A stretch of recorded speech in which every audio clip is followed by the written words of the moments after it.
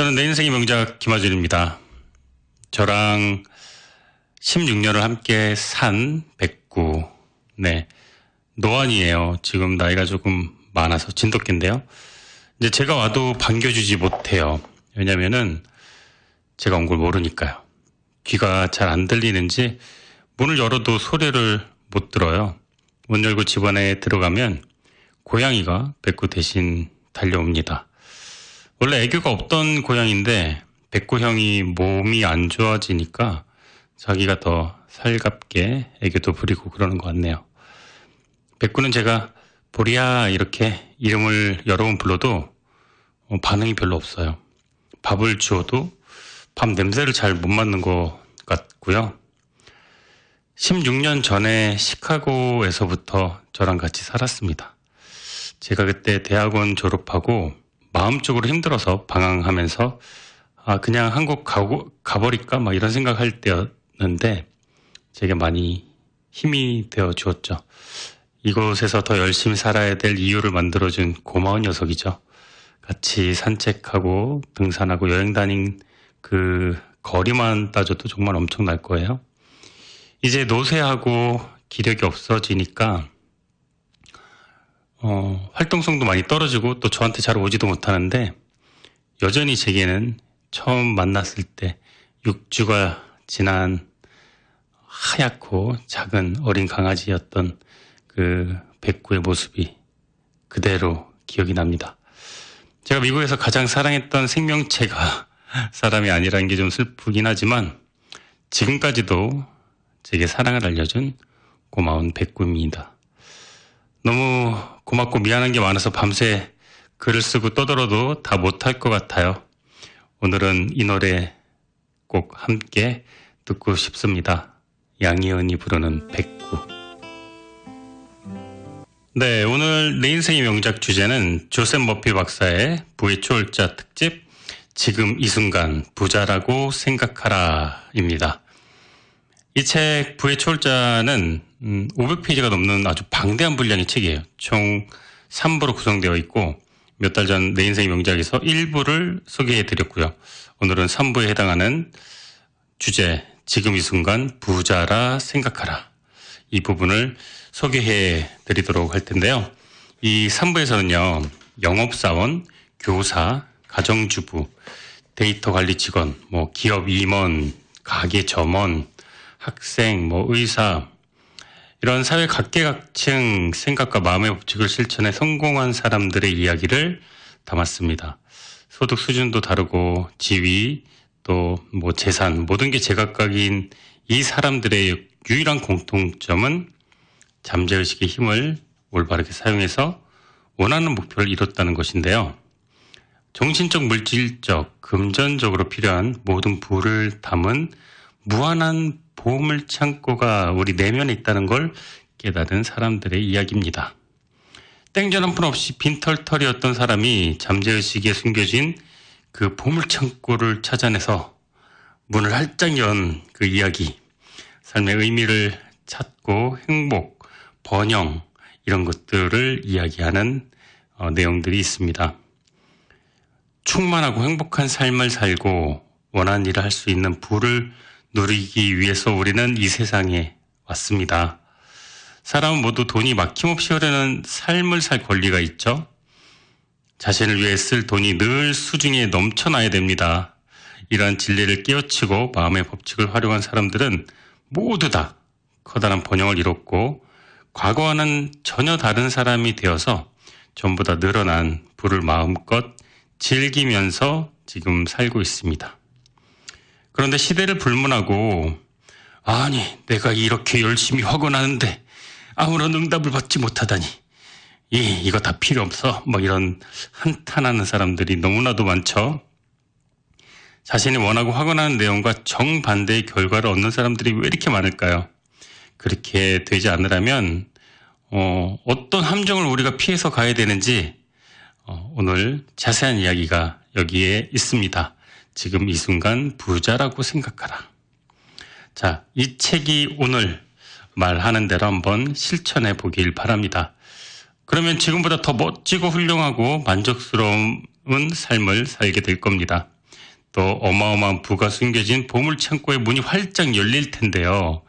이 보물창고에 숨겨진 부는 누군가가 발견하기만을 애타게 기다리고 있습니다. 자, 인생에서 늘 좋은 것만을 누리게 해주는 과학적인 방법이 존재합니다.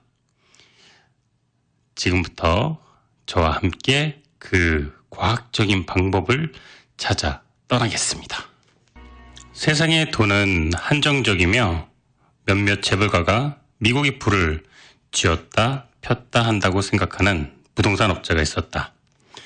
그는 이런 이야기를 할 때면 억울함의 언성을 높이곤 했다. 하지만 불현듯 자신이 그릇된 생각을 하고 있다는 걸 깨달았다. 꼬인 생각은 부의 창조적인 흐름을 막는다. 다음은 그가 보낸 편지의 한 부분이다. 박사님께서 말씀하신 대로 해보았습니다. 우선 경쟁이라는 생각을 마음속에서 지웠어요. 원하는 걸 얻을 때까지 물불 가리지 않는다거나 불공정한 이득을 얻는다거나 다른 사람이 알지 못한다고 해서 그 사람을 이용하는 걸 멈췄습니다. 다른 사람이 승진했다고 부러워하거나 재물을 탐내는 일을 그만두었습니다. 대신 남에게 아무것도 빼앗지 않고 무엇이든 할 수 있다고 생각했습니다. 있는 걸 두고 다투기보단 새로운 걸 만들기로, 경쟁하기보다 협동하기로 마음먹었습니다. 그리고 다음과 같이 석 달 동안 이 문장을 저는 확언했습니다. 무한한 풍요가 빠르게 흘러들어와 부를 받자마자 바로 사용할 수 있다.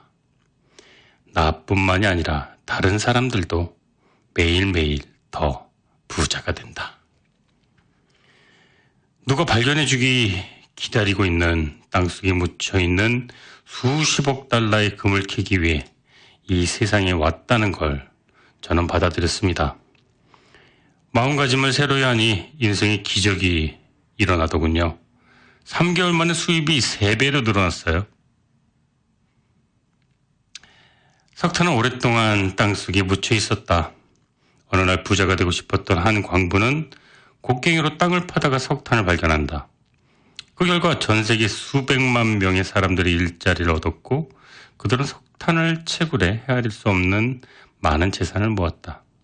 석탄은 열대의 열기를 북극에 전달하고 극지방의 집을 LA처럼 따뜻하게 데운다.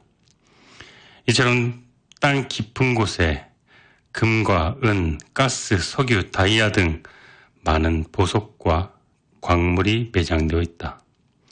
그리고 이러한 물질들을 가공해 얻을 수 있는 부는 무궁무진하다. 하지만 앞서 말했듯이 삶의 진정한 부는 인간의 잠재의식 깊숙한 곳에 묻혀 있다. 인간이 지닌 천부적인 지성을 이용하면 언제나 땅속에 있는 보석을 찾고 가공하며 다른 사람과 나눌 수 있다. 잠재의식을 내면의 은행 또는 금강으로 활용하라. 긴장을 풀고 모든 것을 흘려보낸다는 마음으로 스스로에게 말하라. 내면의 금강을 파서 멋진 아이디어를 발견합니다.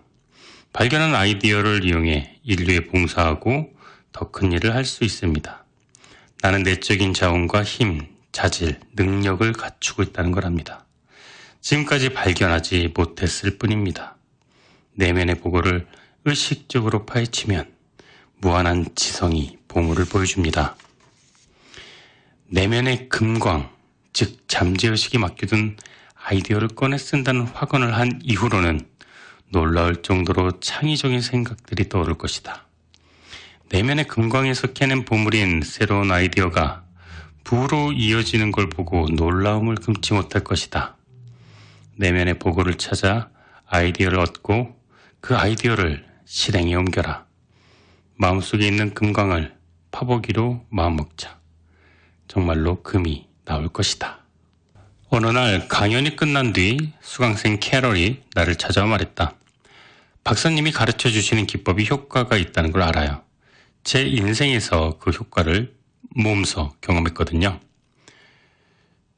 저는 이혼하고 초등학교 2학년 아이를 키우는 싱글맘이에요. 몇 개월 전에 좀 파산할 뻔했죠. 직장을 잃고 나서 세금 청구서가 산더미처럼 쌓였거든요. 지갑에 든 건 고작 5달러짜리 지폐 한 장이었어요. 5달러 지폐를 꺼내 들고 멍하니 쳐다보는데 갑자기 평안한 감정이 마음에 퍼졌어요. 30분 이상 시간이 흘렀다는 것도 잊을 정도로 저는 마음속에서 이런 말을 되뇌이고 있었어요. 정말 놀라운 경험이었죠. 그 문장은 이렇습니다. 이제 나는 무한의 부로 가득 차 있습니다. 내가 필요한 모든 것이 즉시 마련되며 돈은 차고 넘칠 정도로 불어납니다. 나는 캐럴이 내면의 강력한 도구를 스스로 찾아냈다는 사실에 크게 감동했다. 그 후에는 어떤 일이 일어났나요? 굉장한 일이 일어났어요.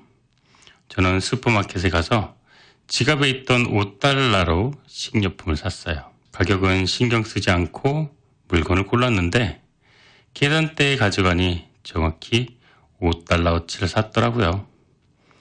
제 물건을 계산해주던 직원에게 웃으면서 얘기를 했죠. 계산원이라고 생각한 사람은 알고 보니 점장이었고 캐셔 한 명이 갑자기 그만두는 바람에 계산대를 본인이 지키고 있는 거라고 얘기했고 저에게 혹시 캐셔를 할 수 있느냐고 물었어요. 저는 바로 좋다고 얘기했죠. 그리고 그와 가까워졌고 그 남자랑 저는 사귀게 되었습니다. 얼마 전까지만 해도 인생의 구렁텅이에 빠져 있었는데 지금은 인생에서 풍요를 누리고 있습니다. 캐럴이 마음속으로 부의 근원을 믿으며 찾아가자 무한한 힘이 그에게 축복을 내렸다.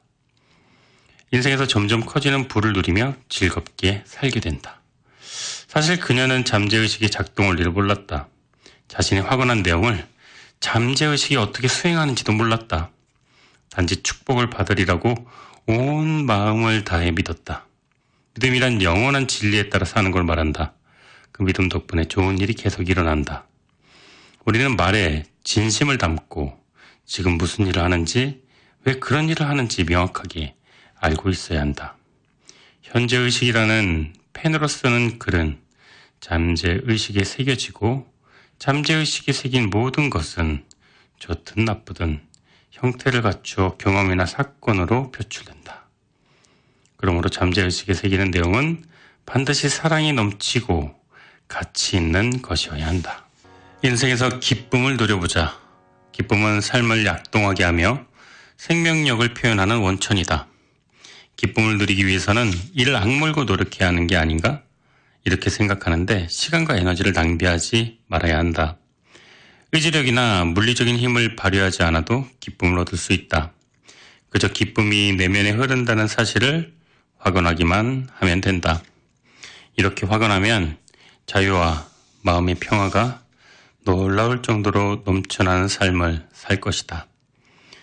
좋은 것들은 팽창하며 증식한다는 사실을 끊임없이 확언하고 느끼며 믿어라. 그러면 매일의 모든 순간이 영적, 정신적, 지적, 경제적으로 풍요로워질 것이다. 일생에서 누릴 수 있는 영광에는 한계가 없다. 이 진리를 잠재의식에 새긴 뒤 얼마나 놀라운 일들이 일어나는지 두 눈으로 확인하라. 영광스러운 미래가 앞길에 펼쳐질 것이다. 생각을 조심하라. 경제적 결핍이나 한계에 대한 말은 절대 하지 마라. 가난이나 부족함에 대한 말은 한마디도 하지 마라. 힘든 일이나 경제적으로 어렵다는 말을 이웃이나 친척에게 하는 것은 바보 같은 짓이다. 축복에만 집중하라. 번영을 향한 생각으로 머릿속을 채워라. 어디에서나 부에 관한 이야기를 나누어라. 부를 향한 감각이 실제로 부를 만들어낸다는 사실을 깨달아라. 돈이 얼마나 부족한지, 자신이 얼마나 쓸모없는 사람인지, 현재 상황이 얼마나 힘든지는 이야기하지 마라. 생각은 창조적이기 때문에 사람이 생각하는 것을 그대로 현실로 만들어낸다. 부정적인 생각을 하는 것은 자기 자신을 가난하게 만드는 일이나 다름없다. 현재 수중에 있는 돈을 마음대로 써라. 기쁘게 돈을 쓰고 부가 폭포줄기처럼 쏟아진다는 것을 깨달아라. 이웃과 동료뿐 아니라 낯선 사람들도 당신에게 물질적 도움을 주러 올 것이다. 확언을 매일 실천하고 필요한 모든 것을 얻을 수 있다고 믿어라. 이러한 마음의 태도를 습관으로 만들면 인간의 눈에는 보이지 않는 풍요의 법칙에 따라 눈에 보이는 부가 만들어질 것이다. 하와이행 비행기에서 옆자리 승객과 대화를 나누었다. 사람들에게 영감을 주는 책을 쓴다고 나를 소개하자 남성의 표정이 밝아졌다. 저도 박사님의 책을 읽고 영감을 얻은 사람입니다. 그는 이렇게 말했다. 남성은 학교에서 스페인어와 프랑스어를 가르치는 교사였다. 2년 전 그는 학업 성취도가 낮고 버릇없는 학생들을 보며 교직을 떠나야 할지를 고민하고 있었다. 그때 한 친구가 그에게 잠재의식의 힘을 읽어보라 권했다. 저는 박사님께서 소개하신 그 기법이 마음에 와 닿았어요. 그래서 그것을 활용해 보기로 했죠. 매일 아침 반 아이들을 모아 학습 능력과 의지를 키워주는 학원을 따라했습니다. 그러자 큰 변화가 일어났죠. 학원을 시작한 후 낙제한 아이들이 몰라보게 줄어들었습니다. 뿐만 아니라 아이들이 열정적으로 수업에 임했고 몇 년 만에 처음으로 스페인어와 프랑스어를 배우고 싶어하는 학생들로 교실이 북적였습니다. 올 가을에는 멕시코와 퀘벡으로 수학여행도 가려고 합니다. 그는 아이들에게 매일 아침 다음의 학원을 권했다. 나는 학업에 정진할 것이며 암기해야 할 수업 내용을 모두 기억할 것입니다. 그리고 나는 결국 시험에 통과할 것입니다. 아이들은 선생님의 말씀을 따라 학원 내용을 진리로 믿고 내면 깊이 받아들였다. 그의 반 학생들은 매일 아침 친구들과 함께 확언하며 진리를 잠재의식에 되새긴다. 아이들이 잠재의식을 새기는 것들이 삶에서 그대로 펼쳐진다. 지혜로운 이 교사는 확언하면 수없이 많은 방법으로 놀라운 기적이 일어난다는 사실을 이미 알고 있었다. 밥과 도나 부부는 내가 자신들의 마지막 희망이라며 간곡히 도움을 청했다. 나는 부부를 한 명씩 만나 자초지정을 들어보았다. 중견 건설기업 관리직으로 일하던 남편 밥은 음주벽뿐만 아니라 직장 내 여성과 부적절한 관계를 맺은 게 들통나 해고당했다. 그는 아내가 이 일을 어떻게 받아들일지, 앞으로 수입은 어떻게 마련하고 미래는 어떻게 헤쳐나갈지 고민하며 스트레스를 받았다. 밥은 아내 도나가 질투와 의심이 많다고 불평했다. 도나는 밥에게 늘 잔소리를 냈고 매일 저녁 몇 시에 집에 들어오는지 감시했다. 밥이 제때 귀가하지 않으면 도나는 크게 화를 냈다. 하지만 부인이 질투할 수밖에 없지 않나요? 어쨌든 당신이 바람 피우셨으니까요. 그는 말했다. 바람 피우기 전에도 아내는 늘 그랬죠. 아내에게 휘둘리고 싶지 않았기 때문에 저는 복수하고 싶어 다른 여자와 그렇게 관계를 맺은 것 같아요. 도나는 나에게 자기가 질투가 많다는 걸 인정했다. 남편이 저를 피한다는 느낌이 들어요. 집에 남편이 있어도 저는 그가 멀게 느껴집니다. 그 일을 제 곁에 붙들어 놓으려 하면 할수록 더 멀리 달아나요. 나는 부부가 잘못된 행동을 하며 상대방 잠재의식에 메시지를 잘못 보내고 있다고 설명하고 그래서 심각해진다라고 말했다. 이 악순환의 고리를 끊는 해결책은 상대의 잠재의식에 건설적인 메시지를 보내는 것이다. 매일 아침과 밤에 함께 확언하겠다는 나와의 약속을 실천하니 사랑이 쌓였고 그동안 앙금, 적개심, 원한이 점차 사라졌다.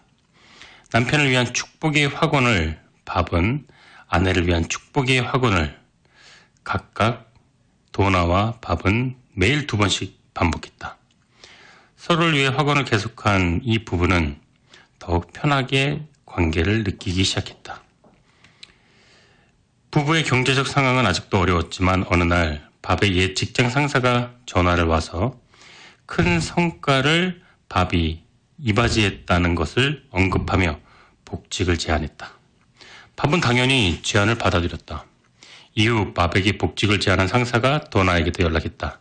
도나는 상사에게 현재 부부관계가 회복 중이며 남편이 술을 끊었다는 소식을 전했다. 또 매일 2번씩 서로를 위해 함께 확언하는 시간도 갖는다고 했다. 확언을 시작한 이유와 확언 내용을 듣고 마음이 움직인 상사는 밥이 단점을 개선하면 전보다 더 유능한 직원이 될 거라고 말했다. 부부에게는 기적적인 힘이 시작되었다. 부부관계는 회복되었고 밥은 다시 직장을 되찾게 되었다. 비온 뒤 땅이 굳어진다는 사실을 이 부부는 몸소 경험했다. 무한한 부가 당신 앞에 새로운 문을 열어주는 걸 지켜보라. 확언을 실천할 때는 무리하게 투쟁하지 말아야 한다. 압박과 투쟁은 불신의 증거다. 잠재의식은 문제를 해결하는 데 필요한 모든 지혜의 힘을 가지고 있다. 마음이 평안해야 모든 일이 잘 된다는 걸 기억해라. 몸을 차분하게 다스리는 시간을 주기적으로 가져라. 몸을 침착하고 편안한 상태에서 두면 몸이 당신에게 순종할 것이다.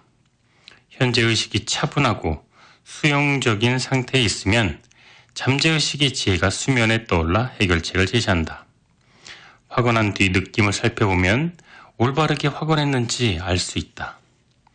확언을 마친 뒤에도 걱정과 불안이 가지지 않고 언제 어디서 어떻게 무엇을 통해 해답을 얻을지 고민하는 행동은 잠재의식의 지혜를 온전히 신뢰하지 못해 간섭하는 것과 같다. 종일, 아니 가끔이라도 나 자신을 들볶지 마라. 애쓰는 것보다 무한한 지성과 인내와 참을성 그리고 당신의 마음을 편안하게 하는 것이 더 중요할 때가 있다. 병에 걸려 입원한 사람, 경제적 어려움을 겪고 있는 사람을 위해서 얼마나 자주 확언해야 될까요? 사람들이 묻는 질문이다. 나의 답변은 당신이 만족할 때까지, 당신이 할 수 있는 모든 걸 다 했다는 느낌이 들 때까지 확언하라는 것이다. 장시간 확언을 하는 건 정신에 너무 지나친 압박을 주므로 좋지 않다. 자칫하면 원하는 것과 정반대 결과가 나올 수 있다. 확언하다 보면 짧은 순간 가슴에서 우러나온 확언이 오랫동안 울린 확언보다 더 큰 효과를 발휘한다는 사실을 알게 될 것이다. 내려놓고 쉬는 법도 배워야 한다. 질병이나 어려운 환경에 힘을 부여하지 마라. 치유력을 지닌 무한한 존재를 굳게 믿으며 이 존재의 힘을 전하라. 수영 강사가 수영하는 법을 가르칠 때를 생각해보라. 침착하고 차분하게 있으면 물이 몸을 받쳐주기 때문에 자연스럽게 물이 뜨지만 겁먹고 불안해하면 당신 몸은 가라앉는다. 생명, 사랑, 진리, 아름다움이라는 황금빛 강이 당신 안에 흐르며 몸과 마음의 조화, 건강, 평화를 가져다 준다고 믿어라.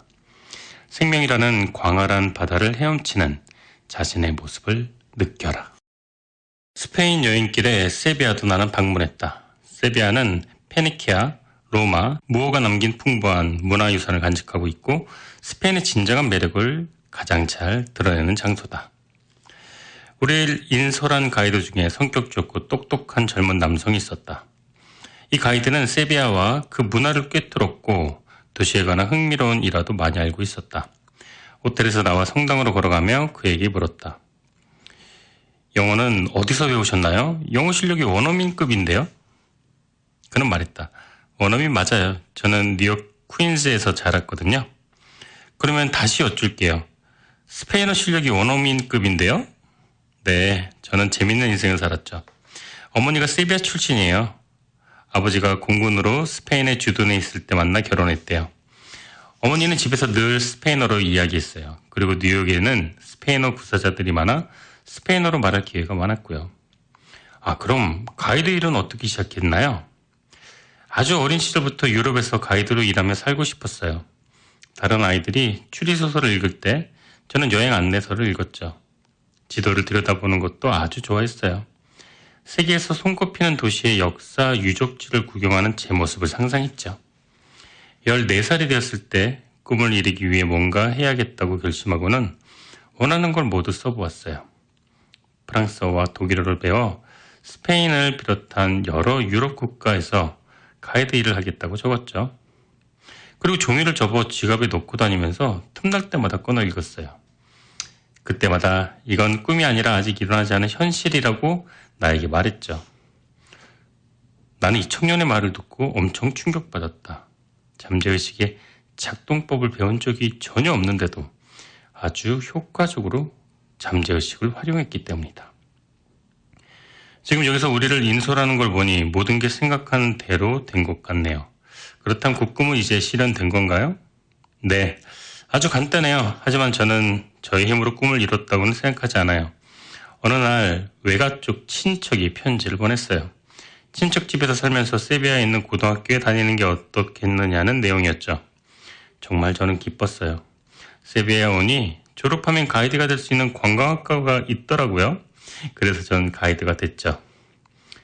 이 청년은 종이에 적은 자신의 바람을 계속 되새기면서 잠재의식을 발동시켰고, 잠재의식은 결국 특별한 방법으로 소망을 실현시켰다. 몇 년 전 마리아라는 여자를 알게 되었다. 마리아는 늘 스페인 여행이 꿈이라고 말했다. 마리아의 조상이 이번에 방문하기로 되어 있는 스페인 남부도시 말라가 출신이었기 때문이다. 하지만 그녀는 여행 경비를 마련할 여유가 없었다. 그래서 오랫동안 체념했고, 그런데 잠재의식의 놀라운 힘을 설명하는 나의 책을 읽은 뒤 책에서 설명하는 기법을 시험 삼아 그녀는 실천해 보기로 했다. 가장 먼저 마리아는 스페인을 소개하는 모든 관광 팜플렛과 잡지 기사를 모으는 일부터 시작했다. 자료를 보던 중 이상하게 자꾸 말라가 팔라시오 호텔 팜플렛이 눈길을 끌었다. 잠재의식이 자기에게 신호를 보낸다고 생각한 그녀는 매일 밤 자기 전 그 팜플렛 사진을 집중적으로 바라보았다. 그리고 꿈꾸는 듯 수용적인 마음 상태에서 그 호텔에 머무르는 자신의 모습을 상상했다. 자신이 묵는 객실, 창가에서 바라보는 아름다운 풍경, 테라스에서 먹는 화려한 식사를 최대한 상세히 그려보았다. 일주일 정도 이 기법을 실천했을 때 마리아는 여행업체 중 한 곳으로부터 같이 일하자는 제안을 받았다. 점심 먹으러 나가기 전 마리아가 서류를 살펴보고 있는데 문득 낯선 남자가 다가왔다. 그는 서류를 들여다보며 자기도 정말 스페인에 가보고 싶다고 말했다. 함께 점심을 먹으러 나간 둘은 말이 잘 통한다고 느꼈고 곧 진지한 사이로 발전했다.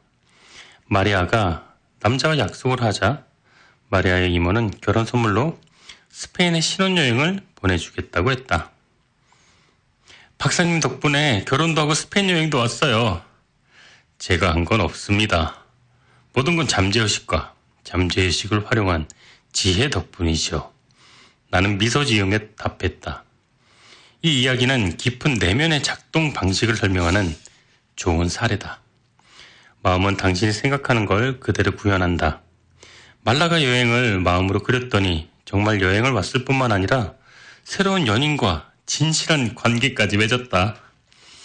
잠재의식은 복합적인 이득을 가져다 준다. 잠재의식에 전달되는 건 무엇이든 그보다 몇 배의 놀라운 결과물을 가져다 줄 것이다. 마리아의 생각과 상상은 진정한 부가 있는 곳을 알려주었다. 공개 강연을 마친 뒤 베티라는 젊은 수강생이 나를 찾아왔다. 베티는 들떠서 말했다. 박사님 강연을 듣는 동안 아주 멋진 아이디어가 머릿속에 떠올랐어요. 갑자기 현재의식은 지워지지 않은 펜이라는 생각이 들었거든요. 진정 원하는 걸 의식적으로 생각할수록 소망이 잠재의식에 강하게 새겨지지 않을까요? 그러면 잠재의식은 생각을 현실로 이루기 위해 더 바빠지겠죠? 제가 잘 이해한 게 맞나요? 정확히 이해하셨습니다. 진정으로 바라는 것을 마음에 자주 되새길수록 소망을 잠재의식에 더욱 선명하게 쓸 수가 있습니다. 열정적인 베티의 모습을 보자 내 입가에 미소가 번졌다. 그러자 베티가 의기양양하게 말했다. 해봐야겠어요. 2가지 바람이 있는데 각각 따로 생각하려고요. 그러면 잠재의식이 제일 나은 방법으로 소망을 이뤄주겠죠? 잠재의식이 그렇게 해줄 거라는 걸 전 알아요. 난 베티에게 2가지 바람이 무엇인지 물었다. 첫 번째 바람은 어머니와 함께 멕시코 여행을 가는 거예요. 늘 멕시코에 가고 싶어 하셨는데 아직 기회가 없었거든요. 2번째 바람은요. 누군가와 사랑에 빠져 연애하다가 결혼하고 싶어요. 좋아요. 잠재의식이 어떻게 바람을 들어줄지 지켜봅시다. 우리는 베티가 바람을 잠재의식에 어떻게 새겨야 할지 논의했다. 첫 번째 바람의 경우 베티는 여행 가방을 들고 비행기를 타 멕시코에 도착한 뒤에 멕시코의 아름다운 명소를 구경하는 모습을 어머니와 함께 그려보기로 했다. 베티와 어머니는 혼자 있든 둘이 있든 때를 가리지 않고 늘 다음의 확언을 되새겼다. 무한한 지성이 부의 길을 열어줍니다. 3주 후에 베티가 잔뜩 흥분한 채 사무실로 나를 찾아와 말했다. 엄청난 일이 일어났어요. 지난주에 한 아이가 복권을 팔고 있길래 제가 5장을 샀어요. 그날 밤 당첨 발표를 했는데 제가 산 복권 중에 하나가 당첨이 됐단 말이에요. 무슨 경품인지 아세요? 멕시코 여행권 2장이요? 난 농담처럼 말했다. 어떻게 하셨어요? 저는 기절할 뻔했잖아요. 정말로 멕시코 여행권 2장이었단 말이죠. 놀랍지만 이상한 일은 아닙니다. 잠재의식은 이해할 수 있는 경지를 벗어난 방법으로 결과를 도출하거든요. 즐기세요. 두 번째 바람을 이루기 위해 베티는 현재의식이라는 펜으로 잠재의식에 사랑하는 사람과 결혼을 이루어주는 확언을 적어 내려갔다. 몇 주 뒤에 베티는 치과 진료를 받으러 갔다. 그날 치과의 마지막 환자가 베티였다. 멕시코 여행을 하고 싶다는 베티의 말을 들은 의사는 자신이 가장 좋아하는 멕시코 식당으로 베티를 데려갔다. 그날 이후 둘은 점점 깊은 관계로 발전했고 이후 나는 기쁜 마음으로 둘의 결혼식 주례를 서주었다. 잠재의식의 놀라운 능력을 알아보는 통찰력을 지녔던 베티는 자신의 바람을 현실로 이루었다. 번영을 이루는 건전한 생각을 가슴에 품고 확언하면 이렇게 놀라운 일이 일어난다. 해마다 새해 전야가 찾아오면 나는 매년 같은 사람들을 만나 새해 맞이 확언을 한다. 이 모임에 참여하는 이들은 각자 자신이 원하는 소망을 종이에 써온다. 건강, 부, 사랑, 표현과 관련된 바람을 적는 것만 허용된다.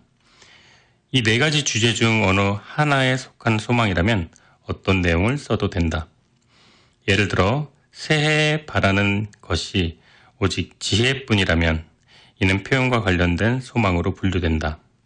삶과 사랑, 진리와 아름다움, 깊은 내면의 불을 바깥으로 더 많이 풀어내고 싶다는 소망이기 때문이다.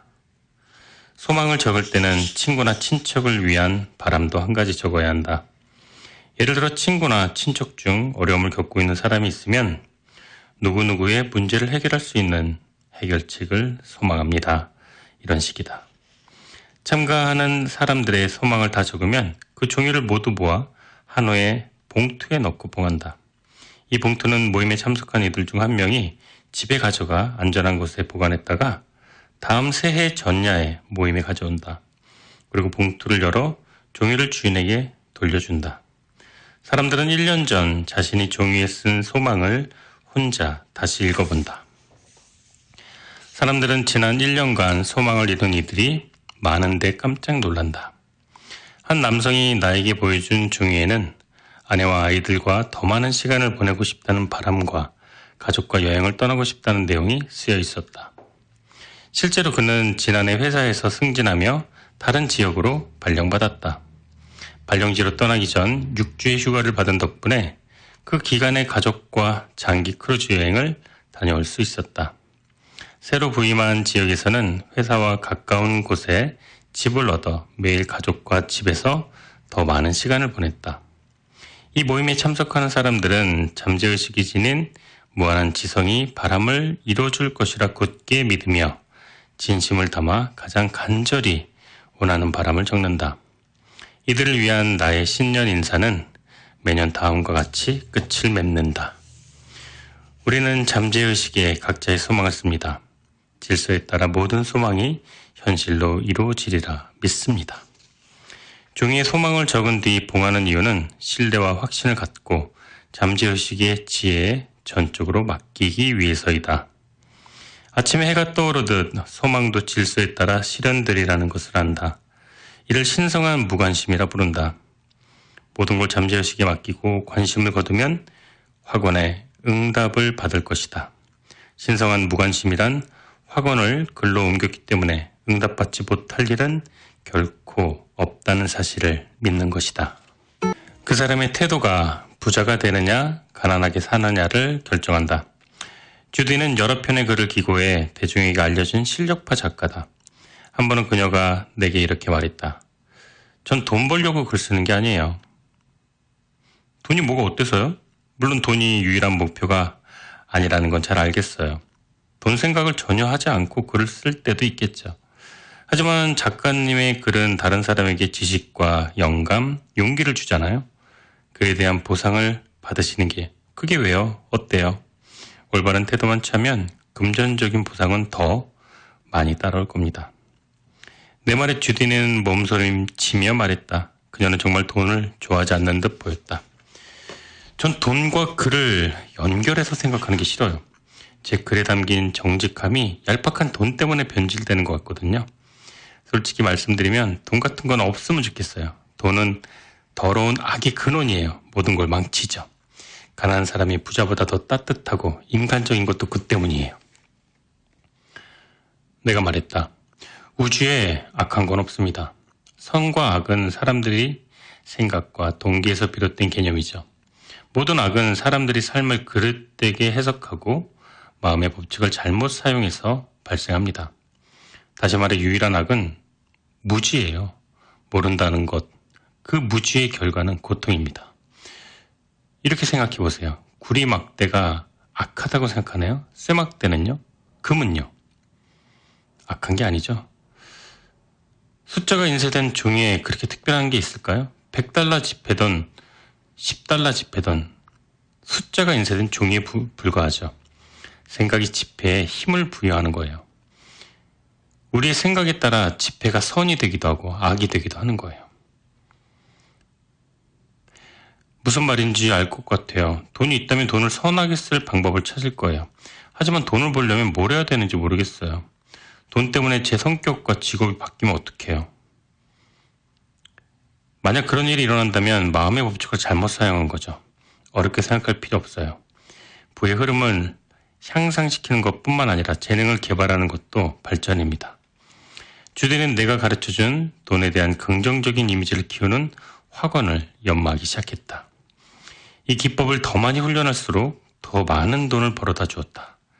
주디는 매일 컴퓨터 앞에 앉아 일하기 전 이 학원을 외쳤다. 돈에 대한 사고를 바꾸자 삶에 놀라운 변화가 나타났다. 돈은 악하고 가난은 선하다고 믿었던 미신에서 벗어났다. 무의식적으로 돈을 비난했기 때문에 돈이 도망갔다는 것도 알았다. 주디의 수입은 석 달 만에 3배로 늘어났으나 이는 주디가 앞으로 누릴 경제적 번영의 시작에 불과했다. 돈에 대한 올바른 태도를 갖추는 게 가장 중요하다. 돈과 친구가 되면 늘 돈이 넘쳐날 것이다. 더 충만하고 부유하며 행복하고 멋진 인생을 살고 싶은 건 자연스러운 욕구다. 돈은 튼튼한 경제를 위한 수단이다. 인생에서 돈이 막힘없이 흐르면 나는 경제적으로 건강한 사람이다. 지금부터 돈의 진정한 의미와 역할을 알아보자. 돈은 교환의 상징이자 자유를 얻을 수 있는 수단으로 여겨야 한다. 돈은 아름다움이자 호화로움이고 풍요와 안전 그리고 고고함과 고상함을 뜻한다. 수년간 꾸준히 번영의 학원을 해왔습니다. 하지만 다 소용이 없었어요. 전 여전히 가난하죠. 제임스가 메마른 목소리로 말했다. 내가 질문했다. 학원의 응답을 받지 못했다고 생각하시는군요. 맞아요. 그냥 상황이 전보다 더 나빠지지 않기만 바랄 뿐입니다. 저는 빚이 산더미예요. 제임스는 러스쿨에서 석유가스법을 전공한 뒤 석유 회사에 취업을 했다. 그러나 해외 유전이 개발되면서 국내 석유 탐사 활동이 위축되자 회사는 구조조정을 단행했다. 제임스는 해고된 뒤 계약직과 임시직을 전전하며 빚에 쪼들리며 살고 있었다. 번영을 구하는 학원을 했다고 말씀하셨죠? 물론 그랬을 거라고 믿어요. 하지만 가난하고 실패하지 않을까 걱정하는데 당신은 훨씬 더 많은 시간을 쓰고 있어요. 서로 상충하는 두 가지 생각을 잠재의식에 들이대면 잠재의식은 그중에 더 강한 생각을 수용합니다. 가난을 향한 두려움이 결핍과 한계를 끌어당긴 거예요. 제가 하는 생각이 저의 상황을 결정한다는 말씀이십니까? 제임스가 의심스럽다는 듯이 물었다. 네, 바로 그겁니다. 생각은 창조적이죠. 생각을 무력화하는 방법은 그보다 더 강한 생각을 하는 거예요. 주변에 편지하는 무한한 부를 향한 믿음보다 가난을 향한 믿음과 생각이 당신에게 훨씬 더 컸던 거죠. 가난을 시각화한다는 건 가난을 창조하는 일이에요. 부를 시각화하면 부를 창조할 수 있죠. 대화가 끝날 무렵 제임스는 생각을 고쳐먹겠다고 다짐했다. 제임스는 가난으로 향해 있던 생각을 고르고 오로지 부를 향한 생각에만 집중했다. 경제적 상황을 걱정하다가 학원 내용을 부정하지 않도록 특히 조심했다. 매일 아침과 밤에는 5분씩 시간을 내 번영과 부의 확언을 늘 암기하고 말했다. 이렇게 잠재의식의 진리를 새기고 잠재의식의 힘을 일깨워 숨겨진 부를 찾아낼 수 있으리라고 믿었다. 한 달 뒤 제임스가 편지를 보내왔다. 그는 무료 콘서트를 보러 갔는데 중간 휴식 시간에 옆에 앉은 사람과 대화를 나누던 중 그 부부의 직업이 석유 시추업자라는 것을 알고 같이 식사를 하면서 사업과 관련된 계약을 맺었다는 이야기였다. 제임스는 전 직장에서 받았던 것보다 훨씬 더 많은 연봉을 받고 수익에 따른 지분까지 받기로 했다. 번영하겠다는 꿈이 현실로 이루어진 순간이었다. 번영은 단순한 성공을 넘어 진정한 번창을 뜻한다. 사람은 영적, 정신적, 경제적, 사회적, 지적으로 성장한다. 진정으로 번영하려면 생명의 원리가 자유, 조화, 기쁨, 사랑 속에서 흐르도록 돕는 통로가 되어야만 한다. 진심으로 이 통로가 되고 싶다면 통로가 되는 결정적인 방법을 익히기 위해 매일 체계적으로 잠재의식과 부의 확언을 암송해야 한다.